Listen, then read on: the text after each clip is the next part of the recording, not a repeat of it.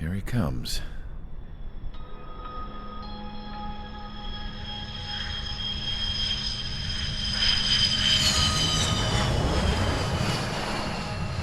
Mihai's looking worse. Thank God he has his granddaughters here to help him out. They're sisters, 15 and 10. Engaging the enemy in combat so we could use his physiological data to improve the drones had always taken a toll on Mihai's body. But today, he was really showing his age. The drones we based on his data were being taken down at a faster rate now compared to when the war began.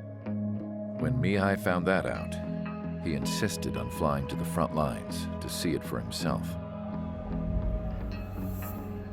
Sometimes he could be so stubborn. His age wasn't the only thing affecting his health. Over the years, flying at high altitudes for prolonged stretches of time had ravaged and poisoned his body.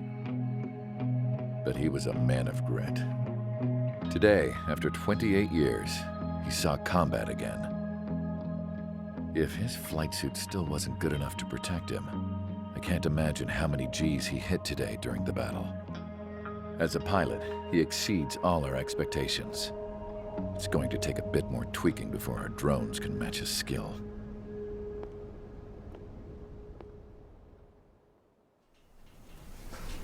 How penal is this penal unit, you ask?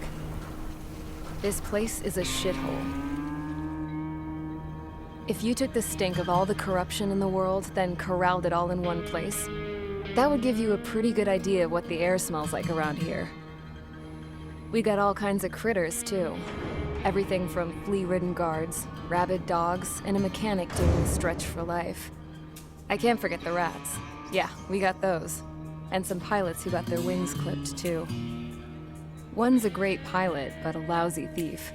One's a gambler with no luck. And one's an anarchist with no balls. Their job here was to rev the engines on the fake runways. The idea was for Aruja's spy satellite to pick up the heat sig. Even though there weren't any real fighters here, it looked like it on their infrared. I bet you're wondering, if Aruja lost the war, how come they still have a spy satellite? 'Cause someone over there was smart enough to train a bunch of computer nerds to hack into half of Osia's satellites. That's how come. Every now and again, I'd try to bust out. And every single time, those damn dogs would drag me right back. When I was in my cell, I'd hear this voice coming from the guards room. It was the Arusian princess rallying her people on the Arusian national broadcast. All us prisoners had become big fans of hers. You want to hear something funny? The guards were big fans too. I swear to God, every time she was on the air, they'd turn up the volume on the radio and sit there listening. I could see how someone like her could win the hearts and minds of soldiers and workers alike. When the princess said something, you could tell she meant every word. Lately, she'd been having more fun with her speeches, and that made her seem even more charming. You could say her charm was like a virus. Whenever she'd point out stuff that was wrong with Osia, the prisoners in here went nuts. Hell, if anyone knew how messed up Osia was, it was the prisoners.